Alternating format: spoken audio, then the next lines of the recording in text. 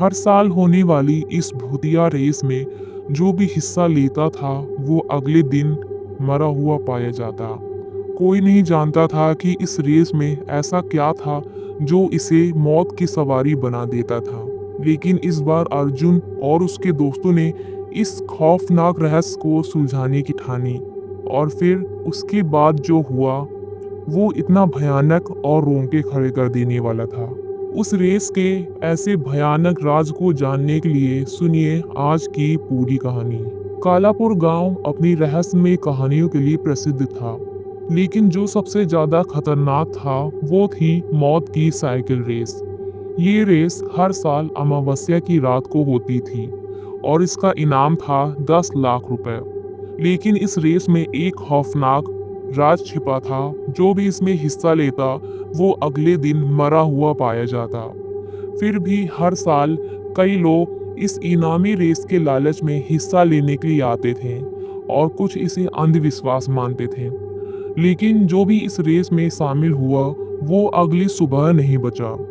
इस बार भी रेस का ऐलान हो चुका था। पूरे गांव में इस रेस को लेकर चर्चा हो रही थी। गांव का सरपंच रघुवीर सिंह हमेशा इस रेस का आयोजन करता था। उसका कहना था कि अगर किसी को डर लगता है तो वो भाग ना ले, लेकिन जो इस रेस में जीतता है वो रातों रात अमीर बन सकता है। लेकिन गांव के कुछ लोग इस रेस के खिलाफ थे, खासकर पंडित रामस्वरूप, जो गांव के सबसे बूढ़े आदमी थे। उनका मानना था कि ये रेस एक श्रापित थी। उन्होंने लोगों को चेतावनी भी दी थी, ये कोई आम रेस नहीं है, ये एक मौत का खेल है और इस रेस की साइकिल खुद चलती है। जो इन्हें चलाने की कोशिश करता है वो मारा जाता है। लेकिन उनकी बातों पर कोई ध्यान नहीं देता था। गांव के बाहर से एक आई युवा पत्रकार अर्जुन शर्मा को इस रेस के बारे में पता चला। वो एक खोजी पत्रकार था और वो रहस्यमय घटनाओं पर रिपोर्टिंग करता था। जब उसने सुना कि ये रेस अजीब मौतों और राजों से जुड़ी हुई है तो अर्जुन ने तय किया कि वो इस राज से पर्दा उठाएगा और सच सबके सामने लाएगा। अर्जुन अपने दोस्त विक्रम और रोहित के साथ गांव पहुंचा। उन्होंने गांव वालों से रेस के बारे में बहुत पूछताछ की, लेकिन कोई भी इस पर खुलकर बात करने को तैयार नहीं था। हर कोई बस यही कहता, जो इसमें हिस्सा लेता वो कभी भी नहीं बचता। कुछ लोगों ने अर्जुन को डराने की भी कोशिश की, लेकिन अर्जुन ने ठान लिया था कि वो इस राज से पर्दा उठाकर ही रहेगा।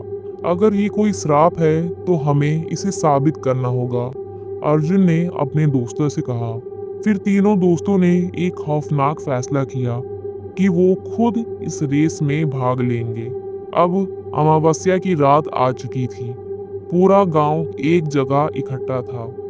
15 लोग रेस में हिस्सा लेने के लिए तैयार थे, जिनमें अर्जुन, विक्रम और रोहित भी शामिल थे। रेस शुरू होने से पहले हर प्रतिभागी को एक काली साइकिल दी गई। ये साइकिलें गांव के एक पुराने गोदाम से लाई गई थीं और उन साइकिल पर बहुत ज्यादा धूल जमी थी। रेस के नियम बहुत साधारण थे। जो सबसे पहले गांव के पास की सुनसान पहाड़ी पर पहुंचेगा वही विजेता होगा। लेकिन जैसे ही रेस शुरू हुई अजीब घटनाएं भी शुरू होने लगी। कुछ लोगों की साइकिलें अचानक बहुत तेजी से चलने लगी, जैसे उन्हें कोई गायब आत्मा या शक्ति पीछे से धक्का दे रही है। कुछ प्रतिभागी अपनी साइकिलों से गिरने लगे, लेकिन किसी ने भी उन्हें उठाने की कोशिश नहीं की। अर्जुन को भी ये महसूस हुआ कि उसकी साइकिल का हैंडल खुद ब खुद हिल रहा था, जबकि अर्जुन इसमें कुछ भी नहीं कर रहा था। जैसे कि ये साइकिल अर्जुन की बजाय कोई और चला रहा हो। विक्रम जोर से चिल्लाया, अर्जुन कुछ तो गड़बड़ है, मेरी साइकिल खुद चल रही है यार। रोहित भी डर के मारे हाफ रहा था। ये सच में कोई श्रापित साइकिल है, हमें इसमें भाग नहीं लेना चाहिए था और हमें यहीं पर रुक जाना चाहिए। लेकिन रुकना अब संभव नहीं था। रेस की सड़क काली और सुनसान थी। आसपास केवल घना जंगल था और अंधेरा ऐसा कि हाथ को हाथ भी नहीं सूझ रहा था। अर्जुन ने हिम्मत करके अपनी मोबाइल की टॉर्च जलाई लेकिन जैसे ही रोशनी फैली, उसने देखा कि उसके आगे एक साइकिल बिना किसी सवार के ही खुद ब खुद चली जा रही थी। ये नज़ारा इतना खौफनाक था कि अर्जुन का दिल दहल गया। भगवान के लिए यहाँ से भागो, विक्रम चिल्लाया। लेकिन अब भागना भी मुमकिन नहीं था।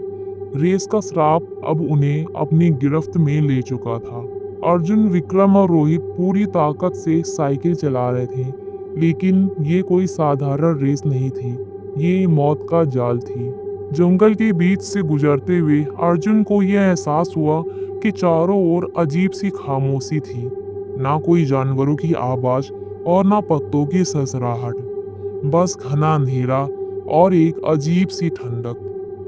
तभी अचानक पीछे से एक आवाज गूंजी, आ, आ, और तभी अर्जुन ने पलटकर देखा। एक प्रतिभागी समीर साइकिल से गिर पड़ा था और उसकी साइकिल हवा में लहराते हुए खुद ब खुद दौड़ रही थी। ये क्या हो रहा है? रोहित चीख पड़ा। समीर उठने की कोशिश कर रहा था कि अचानक कोहरे से ढकी एक परछाई उसके ऊपर झपटी। पल भर में समीर की चीखें थम गई।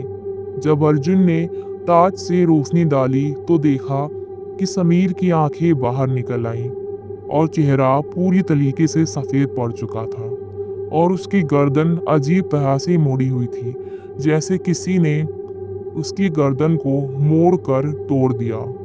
विक्रम घबरा कर बोला, हमें यहाँ से निकल जाना चाहिए, ये सच में भूतिया रेस है।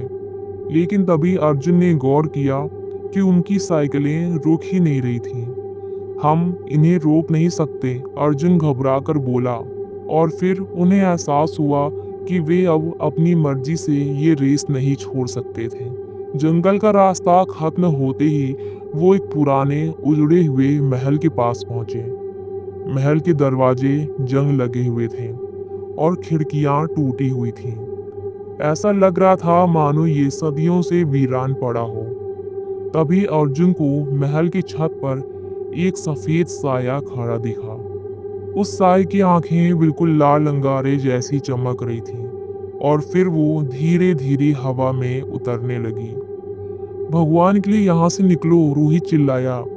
लेकिन उनकी साइकिलें अब भी अपने आप चल रही थीं।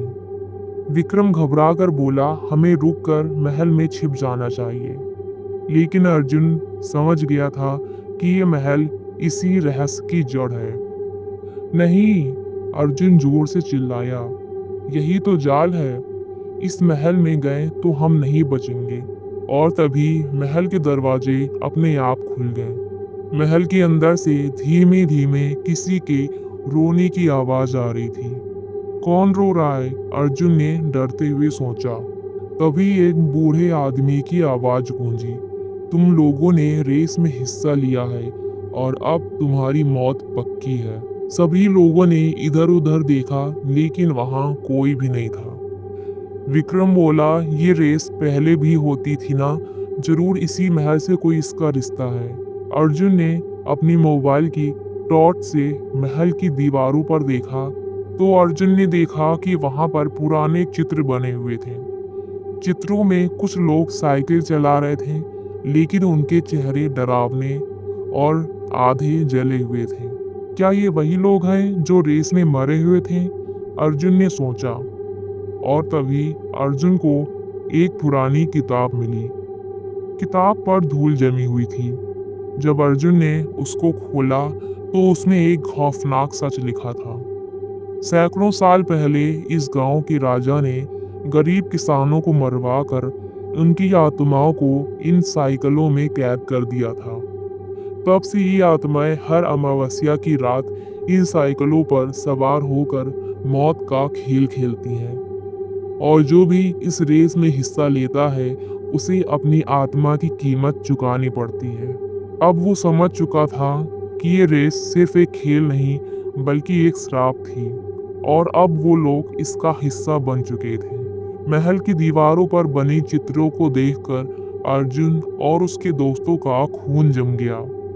इसका मतलब जो लोग पहले इस रेस से मरे थे उनकी आत्माएं इन साइकिलों में कैद हो चुकी हैं। अर्जुन ने दहशत में होकर सोचा।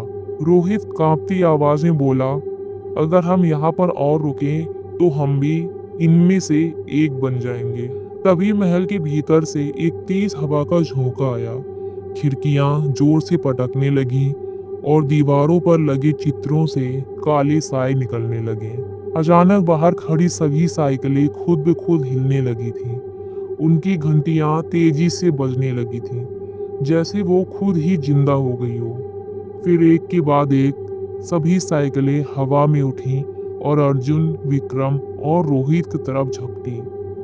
भागो! अर्जुन ने चिल्लाया। तीनों ही पूरे जोर से महल के दरवाजे की तरफ भागे, लेकिन जैसे ही वो बाहर निकले, उनके सामने वही सफेद परछाई खड़ी थी, जिसकी आंखें लाल अंगारों जैसी चमक रही थीं। अब तुम नहीं बच सकते, वो भारी आवाज में बोली, और अगले ही पल सब कुछ अंधकार में डूब गया। जब अर्जुन को होश आया तो उसने खुद को एक सुनसान सड़क पर पड़ा हुआ पाया। उसके पास ही विक्रम और रोहित भी बेहोश पड़े थे। लेकिन जो सबसे भयानक चीज थी वो थी उनके चारों ओर खड़ी काली साइकिलें, जिनकी सीटों पर कंकाल बैठे हुए थे। अर्जुन ने घबरा कर विक्रम को जगाया, उठो, हमें यहाँ से निकलना होगा। विक्रम जैसे ही उठा, उसने कंकालों को देखा और जोर से चीख पड़ा, ये मरे हुए लोग हैं। रोहित हांफते हुए बोला। तभी हवा में फिर से भारी आवाज गूंजी, अब तुम इस श्रापित रेस का हिस्सा बन चुके हो। अगर बचना चाहते हो तो रेस पूरी करनी होगी। और फिर अचानक ही अर्जुन, विक्रम और रोहित की साइकिलें खुद ब खुद चलने लगी। वे चाह कर भी रुक नहीं पा रहे थे। उनके पैर पैडल पर जैसे चिपके हुए थे। अब ये एक खेल नहीं था, बल्कि एक मौत की सवारी थी। रेस अब अपने अंतिम पड़ाव पर थी।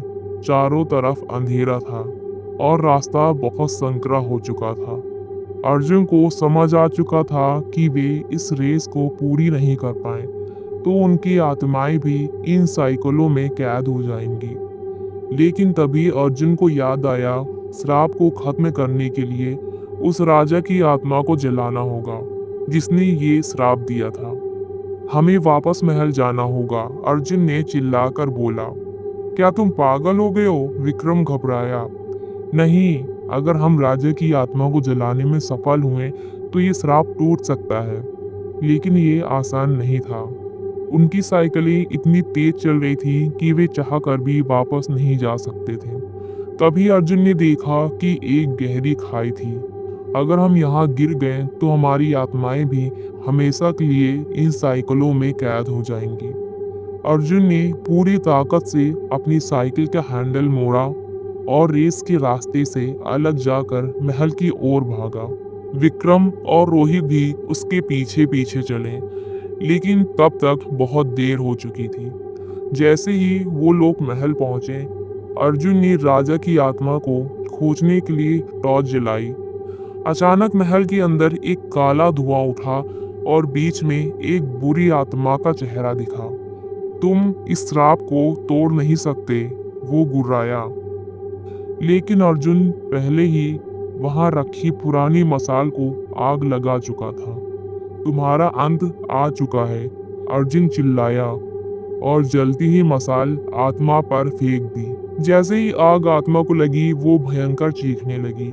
पूरी हवेली हिलने लगी और काले धुएं के साथ वो आत्मा जलकर राख हो गई। तभी बाहर खड़ी सभी साइकिलें जमीन पर गिरने लगी और उन पर बैठे कंकाल भी अचानक से धूल में बदल गए। अब सब कुछ शांत था और अब रेस का श्राप भी हमेशा के लिए खत्म हो चुका था। तो दोस्तों, आपको आज की ये कहानी कैसी लगी? अपनी राय हमें कमेंट बॉक्स में ज़रूर दीजिए और वीडियो को लाइक और शेयर करना बिल्कुल ना भूलिएगा। और ऐसी भूतिया और डरावनी कहानियों को सुनने के लिए हमारे चैनल को सब्सक्राइब करना बिल्कुल ना भूलिएगा। फिर से मिलेंगे अगली एक नई और डरावनी कहानी के साथ।